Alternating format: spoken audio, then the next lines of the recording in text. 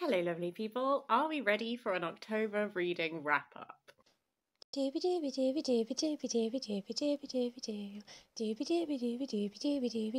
Sophie vlogs. So I've sort of split my October reading into three categories. The first, which I'll start with, is the books that I talked about in my autumnal TBR video. I'll talk about which ones I actually did get round to this month. Then I thought I would do a big non-fiction section, because I did dabble quite a bit in non-fiction this month, sort of hyping me up for non-fiction November. And then I'll end on some extra other little fictiony bits that are just a bit smaller. So the first book I want to talk about is Opium and Absinthe by Lydia Kang. This book intrigued me because it was set at the time that Dracula was published. Our main character, her sister, is found murdered with bite wounds in her neck and drained of blood. And then she sets out to find the truth of what happened to her sister, but at the very start of the book, she actually has an injury and is treated with opium, and so thus develops a bit of an opium addiction, which is also affecting her ability to judge, like, what is true, what is not true. And that concept really, really intrigued me. And there were a lot of things that I really liked about this. This was one where I kind of wanted to like it a bit more than I actually did by the end. So this was a very slow-paced book, which was great in that I felt very rooted in the time period. All of those little details were really fab. Also, it is exploring a lot of topics, and a lot of those topics are things that I found super interesting. So it is exploring like Dracula and like the sensation that Dracula became. It's exploring very much like medical history, both in like the development of medicine and treatments, but also specifically with a focus on the treatment of women throughout history and this concept of hysteria that is used to infantilize women and lots of things like that. That was all really interesting. I think there were lots of threads in this, and they had loads of potential, but not all of them were sort of delivered in a way that fully hit for me. And partly, like, there is an element of just things being introduced, but that never really go anywhere. Like, there's a whole thing to do with our main character's grandmother. Like, it's mentioned that, like, her grandmother and her mother, like, a number of times it's mentioned that, like, she has no idea of what they've sacrificed for this family, and that's why they expect her to do sacrifices as well. But you never do find out what they sacrificed for the family. There's this whole subplot of, like, her father was much lower class than her mother, and her grandmother really holds it against her, and he died when she was young. And again, he's not really explored in much depth. So there were lots and lots of things and some very cool concepts and ideas, but there were just things where I was like, oh, this didn't really go anywhere. And then the very end, it's a very slow-paced novel, and then right at the end, we sort of crescendo wildly, which was fun. Nellie Bly is a topic in this as well, and like the concept of journalism. So lots and lots of cool concepts. Wasn't fully delivered in a wonderful way that I had hoped, but I still did enjoy it, and it definitely served to really get me in that spooky season mood. One where I think, like, if you like the sound of it, do give it a go. Just maybe hold in mind that it's like slow pace, lots going on, crescendos a bit at the end. There will be some threads and stuff that you'll be like, that didn't really go anywhere. After that is The Clocks by Agatha Christie. This is an interesting Agatha Christie concept. I quite like it when Agatha Christie like has an idea and she's just like, I'm just going to explore that idea in this book. So this is technically a Poirot, but Poirot is really not much of a presence in this. The setup is that this typist who works for this typing company is sent to this house she's specifically requested by name to type up this thing for this guy. When she turns up, there is a dead body on the floor. There are all of these clocks that are set to a specific time. And then the woman of the house comes home. She's a blind woman. She did not request this person's presence. Like, what happened? Where Poirot comes in is that the concept being explored is, could Poirot solve a mystery from the comfort of his armchair? Can he solve something without actually being on the scene investigating it? Which is not to say that he doesn't need the investigating info. We very much have Detective Inspector Hardcastle is going around and collating evidence, and he is sort of does little reports to Poirot, and Poirot uses this to piece it together. But it is an interesting little take on this sort of more hands-off style of Poirot. You know, there's this joke that like every time the man goes on holiday, someone gets murdered. This one, he's very much less present, but obviously is piecing things together. I was really proud of myself for piecing some things together myself. I was like, oh, I have a theory. And I was correct. I got part of it. I didn't get the full thing, but I did get a bit. And I take that as a win. So this was fun. It was a bit funny at the edges. I felt like there were like bits of humor in here. There's a self-awareness as well, because they talk about murder mystery writing, because the typing company where there's a word for it, I can't remember what it's called, but like the agency that this girl works for, they have had clients before who are murder mystery writers, and there's almost like a bit where Agatha Christie is like poking fun at herself, because Poirot is like critiquing these writers and their style, and one of the ones is like, oh, too many coincidences, which is definitely something that you can sometimes say about some of Agatha Christie's works. So that was like an interesting little, like a slightly meta moment of a fake detective critiquing murder mystery novels, which is all written by a very famous murder mystery novel writer. So this one was fun. The two books from my autumn sort of TBR are not so much like spooky season books, but I thought I'd talk about them now anyway. So I read Hamnet by Maggie O'Farrell, because sometimes I like to be like emotionally ruined in October. I don't know why. Like, you're feeling high emotion, high intensity. So I thought I would read this because everyone had talked about how beautiful it was and how much it made them weep. It's about Hamnet, who is Shakespeare's son who died when he was a child, and is the inspiration for Hamlet. The whole thing about the book is that he's never referred to as Shakespeare. And I think one thing about this, I did love this, just as a start point. I thought it was beautiful. One thing is that I thought Shakespeare would have less of a presence. I feel like a lot of the way that this book is sold is that it doesn't focus on Shakespeare, and that it focuses on Agnes, the mother, and the children, and all of this. And Shakespeare's like, he's never named. And it's like, he's never named, but it's very obvious who he is, and he is present in quite a lot of it. So that was like a surprise to me. I thought that he would be less there. Maggie O'Farrell's writing was just beautiful in this. It definitely like felt very different to the previous one of hers that I'd read, which was years ago now, so my judgment may be a bit fuzzy on that. But yeah, her writing style this time, like, it really struck me, and I really enjoyed it. I really liked the beautiful descriptions, the types of metaphors that were happening. This way of telling a story where we are sort of centralized, focused on Agnes, but it's not a linear narrative, and we flash around in time periods. So it takes a while for Hamnet to die as a start point. So you get to sort of get a sense of the boy before he goes, which I really appreciated, because, you know, you can't really mourn something if you don't know it well enough before it's gone. So I did appreciate getting that little bit of time and the focus on the twins, because I think twinning is something that is so in Shakespeare's plays, on this idea of doubles and stuff. So that was really interesting to sort of look at. And also Agnes is a focal point, and she's a very interesting character, this like outsider status she has in the town that they're from and in her own family, but also her close bond with her brother. Again, all of this like twinning and doubling. And then the way that the narrative is that you're not just rooted in Agnes, you are moving from different perspectives and different characters. So you really do get to view the universality of this moment, how it affects the whole family, the way that different people interpret things differently, like the different wounds people have. I did think it was absolutely beautifully written. I'm really pleased that my friend lent it to me. I don't have the book anymore because I actually posted it back to her because she's doing a reread for her book group, but definitely really enjoyed it, and I really understood why it got so much hype. The other book that I talked about in my autumn TBR was The Night Watchman by Louise Erdrich, and thank you to the person who commented, because I also have The Roundhouse by her, and someone commented on my video to tell me to start with The Night Watchman, and I thought this was absolutely brilliant. Again, this is another one where you are sort of exploring multiple perspectives. So the story itself is based on Louise Erdrich's grandfather, who was instrumental in stopping this bill from going through in America, which would have dispossessed this particular Native American tribe from their land, under the guise of emancipating them, but actually it was a way to roll back the treaties that were agreed and the land rights and that kind of thing.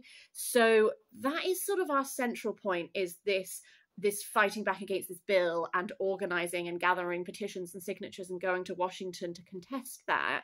There's also sort of a subplot where we follow this woman called Pixie, She is working in a factory that is near the reservation, and her sister has gone missing. So her sister moved to the big city that is the closest city to them, but she's gone missing.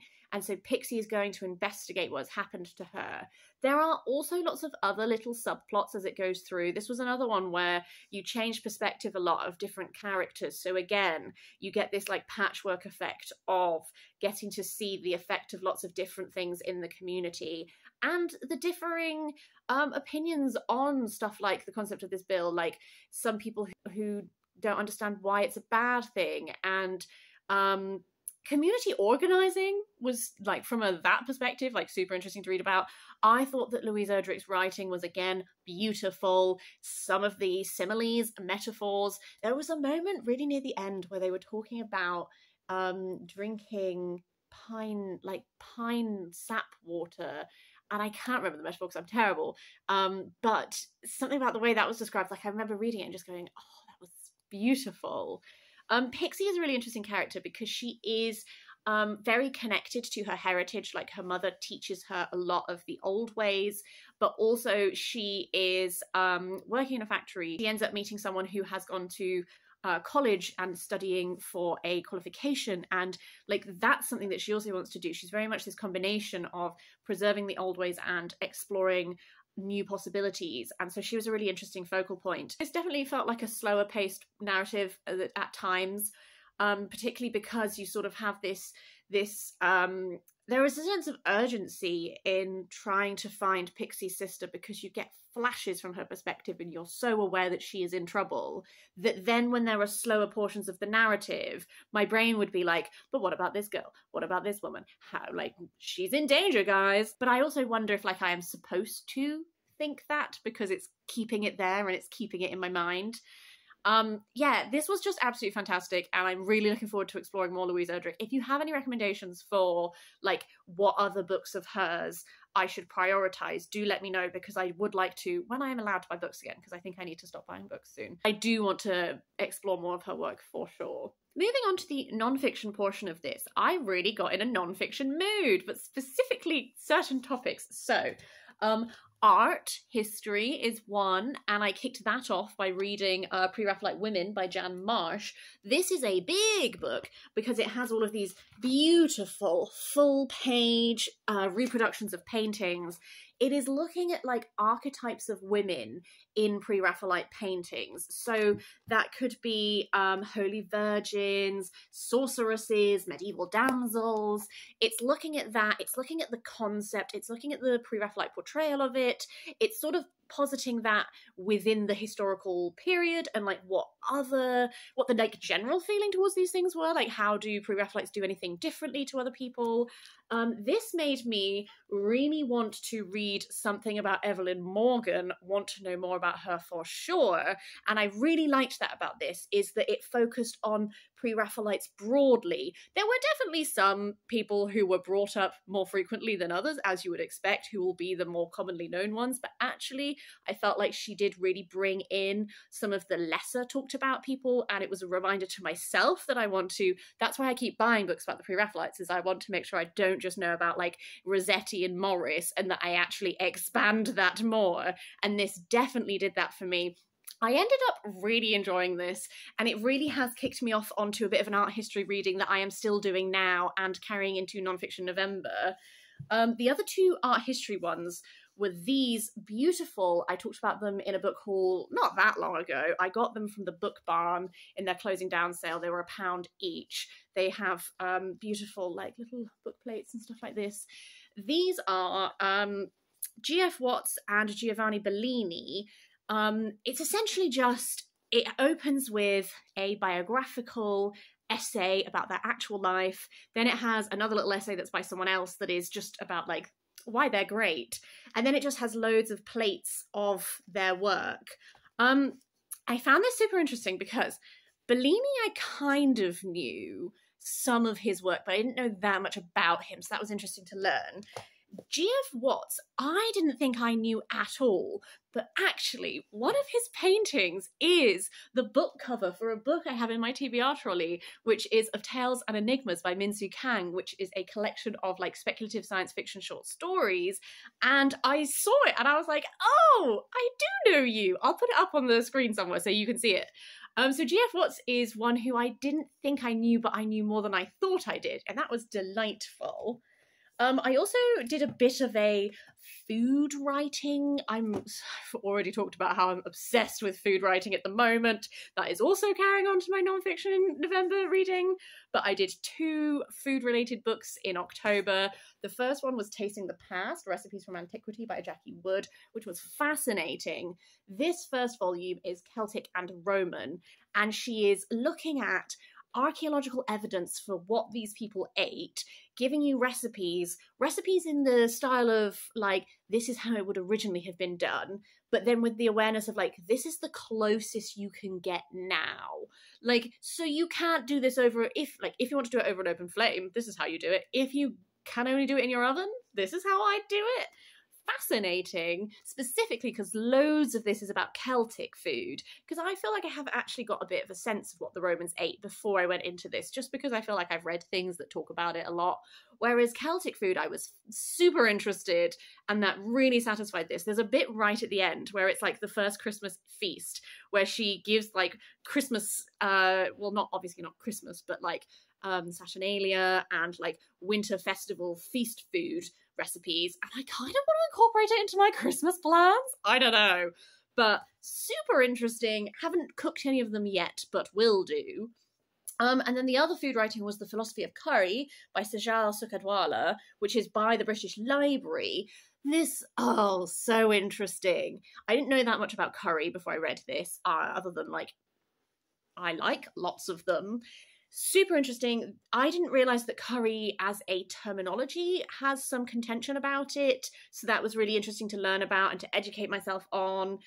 This also just looked at like the development of curry, whether that is in like specific types of curry, like how these developed over time, what were the historic influences that led to certain flavours and certain ingredients being incorporated, things that have changed like over time, and then also how curry spread. So a lot of this is focused on Indian curries, but it does also look geographically, and it does a bit of a run through of like different places in the world. What are the features of the curries that you would find there? What are the historic influences on their curries and that kind of thing? Super interesting. Very, very small. My main complaint about this was just I could have read much more. I wish it was a bit longer, but that's always like a lovely complaint to have because it just means that it was great and you really enjoyed it. 2 more pieces of non-fiction. The first one is actually a little bit weird to talk about for me. This is Under the Rock, Stories Carved from the Land by Benjamin Myers. My gran lent this to me because my gran is really into geology. My gran actually passed away at the end of October. But one thing that is really lovely about reading this is that I have all of these things in it. So, for example, my gran was fascinated by the Saxon kingdom of Elmet. So this has loads of highlighting in of everywhere that he's mentioned Elmet, and I have this little map of what Elmet is. There's another little insert here, which is references to Elmet and the page numbers written out. Just as like a tiny aside, my gran was just like the most wonderfully interesting person. Oh god. Since the pandemic, we've been Skyping every other week, and that was wonderful because I really got to know her, and we were really so close, and there is so much of my interests come down from her. It's really fascinating. All of that said, I actually didn't love this book, so it's a bit weird because I got sad about not being able to talk to her about the book, but then I was like, maybe that's not that bad a thing because I didn't love this. Partly, I will say, I have talked about before, I'm not super into nature writing at the moment that is like guy wanders around place, just talks to you about kind of anything. I've realised in observing my reading habits that what I'm more into with nature writing at this particular time is more focused pieces. Like I'm reading a book all about seaweed at the moment and I'm loving it. And I'm enjoying that closer, deeper focus on specific topics. So that's just like a me thing. I'm aware of that. Also, I did think that this would be more geology related than it was, so I kind of went in wanting to learn about geology, and that's not really what I got a lot of. When it says under the rock, it is this particular rock, which is sort of like near where he lives, and so then each chapter is sort of a different focus, but we are sort of focused sort of around the same geographical point. So there were really interesting parts of this, and he does do some geology, and that was really interesting, and that kind of thing. Some things where it didn't quite work for me is that there was a real heavy focus on Ted Hughes. Like, he does talk about other authors at different times, but especially the first half of this book, we talked about Ted Hughes a lot. And I just don't really care about Ted Hughes. I've never really read any of his work. I'm not very interested in him. I was like ready for geology and it just kept being about Ted Hughes and I was like, I'm not really interested in that.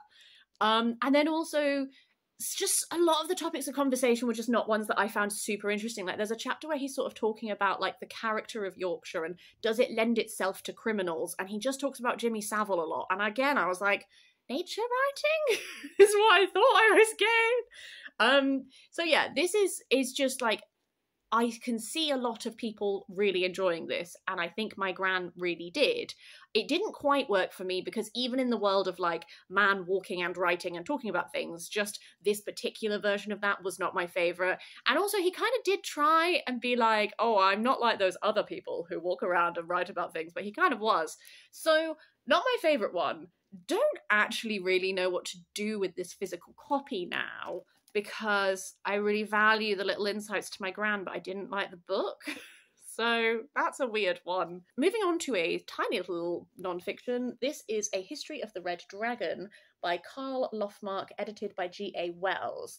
This was just a super interesting little sort of pamphlet-y tiny book that is just about the history of the Red Dragon and as a symbol of Wales, like where does this come from? If you're saying Arthurian myth, actually way earlier. So sort of the answer to the question is kind of the Romans, because there was a heavy Roman presence in Wales and they had the Draco, units with the Draco standards, which became in Welsh draig, and draig became like a term for like a powerful warrior. You would be like a draig, a dragon. And then that sort of filters through, which makes so much sense to me now I think about it, because the Roman influence on the Welsh language is so clear in how many Welsh words are Latin based, which has been super interesting realization for me trying to learn a language, can I just say. So this was just, it's not very long. It does what it's doing very well. I feel like I've come away and I really have like learnt the topic, and there's lots more little details to do with how specifically the red dragon became the symbol of Wales rather than just a dragon, which I could tell you about, but I don't want to spoil the book for you. So yeah, this was super interesting. A little interesting one. So I have two final books to talk about. The first of those is X-Men Milestones, Inferno. This was bought for me by my lovely friend Mark, because there's this tweet that I sent him once that was like, I can't remember the exact wording, but essentially like, you're not queer unless you have like a B-list X-Men character that you're overly invested in. And mine are Magic, Ilyana Rasputin, and also Marrow, who is potentially more like E-list. I don't know. There's not a lot of stuff on Marrow out there, but I feel passionately about her. But Magic, Ilyana Rasputin, is a character that I find really interesting, and this sort of arc has a lot of her in it, and this thing, essentially she was stolen as a child. She grew up in this place called Limbo, which is like a demon dimension. She has this like conflict within her where she's like constantly being corrupted by like the demonic side of herself, and there's this whole sword that is like the source of her power but also corrupting her soul. Very Erdrich of Melnibone, which is probably why I like it. And it lends itself to some very interesting like moral dilemmas and that kind of thing. This was, on the whole, a lot of fun. There's a lot of other stuff going on literally before you even dive in. This is the summary of all the information you need to know before you go in. Like, soap operas have got nothing on the X-Men, especially in this run, which is like, Jean went all Phoenix, and then all of that happened, and so then Scott fell in love with this woman called Madeline Pryor, who just happens to look exactly like Jean. Shock. What? And obviously Madeline Pryor is up to some stuff in this. So there were just so many details of this that I found really fun and really entertaining. The downsides would be that because this is like a serialized comics put into one bind up, there were points where like the plot dragged a little bit more for me than others, particularly with like, what are the arc that you're most interested in? I think this would happen with any kind of bind up like this, where because you're binding up such an arc from comics, like, I want magic, I want Madeline Pryor stuff, but also sometimes with the Madeline Pryor stuff, I get it, Madeline, you want to burn the world to the ground. We've done this spiel, let's get on with the action. So there were like moments where I was like, okay, I understand the exposition is needed because this was serialized and you had to remind readers who hadn't maybe necessarily read the rest of the comic series what the big plot themes are, but also I am reading it all in one go and I know that Madeline's pissed and wants to burn it to the ground. However, I always appreciate my continual education in the ways of X-Men from my lovely friend. I do have strong feelings about magic. I love her so much. But also I really like Boom Boom as well. I was like, where's all the Boom Boom content? So, very fun time that I really enjoyed. The final book I want to talk about was a reread. This is The Ask and the Answer by Patrick Ness. I have been rereading this whole Chaos Walking series. I think I said after the first book, I was like, oh, I think it's not quite how I remember. I'm not sure if I'm enjoying it that much.